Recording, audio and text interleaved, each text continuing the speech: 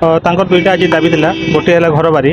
ସେମାନେ ଘର ବାରି ପାଇଁ ତାଙ୍କୁ ମୁଁ କହିଦେଇଛି ସେମାନେ ଆପ୍ଲାଏ କରିବେ ଏଜ୍ ପାର୍ OGLS ଆକ୍ଟରେ ତାଙ୍କର ଇନକ୍ୱାରି ହେବ। ଆଉ ଇନକ୍ୱାରି ହେଲେ ଯେଉଁମାନେ ଏଲିଜିବୁଲ୍ ତାଙ୍କୁ ଆମେ ଘର ବାଡ଼ି ଦେବୁ। ଦାବିପତ୍ର କେତେ ଯଥାର୍ଥ ରହିଥିଲା? ପ୍ରାୟ 200 ପାଖାପାଖି ହେବ। ସେମାନେ ଆସିଥିଲେ, ସେମାନେ ଆଜି ଦାବିପତ୍ର ଦେଇଛନ୍ତି। ଆଉ ତାଙ୍କର ସବୁ ପ୍ରୋସିଜିଓର କରାହେବ। କେତେ ଭିତରେ ତାଙ୍କୁ ଦିଆଯିବ? ଶୁଣନ୍ତୁ, ଏଥିପାଇଁ ଇନକ୍ୱାରି ଫାଷ୍ଟ ହେବ। ଇନକ୍ୱାରି ପରେ ଯେଉଁମାନେ ଏଲିଜିବୁଲ୍ ହେବେ ତାଙ୍କୁ ପୁଣି ଦିଆହେବ, ତାଙ୍କୁ ପୁଣି ପ୍ରୋକ୍ଲେମସନ୍ ପିରିୟଡ଼ ରହିବ। ଏମିତି ପ୍ରାୟ ପ୍ରୋସିଜିଓର କଲାବେଳେ ମାସେ ଖଣ୍ଡେ ଲାଗିଯାଏ।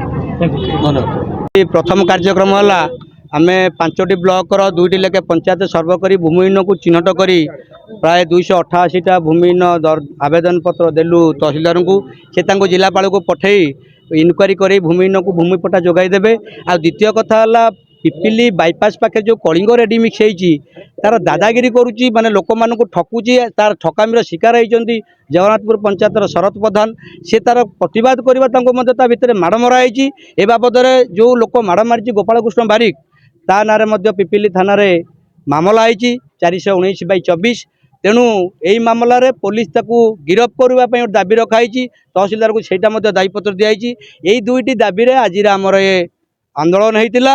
आगामी दिन में जदि ये दाबी पूर्ण न हुए ताले आंदोलन को तीव्रतर करा एवं शरत प्रधान को घरे एक सांबादिक सम्मेलन करा जाई आगामी पदक्षेप नियाजिबो जाकि कलिंग रेडीमिक्स आगे हजार हजार महिला शरत प्रधान को न्याय पे बसिबे।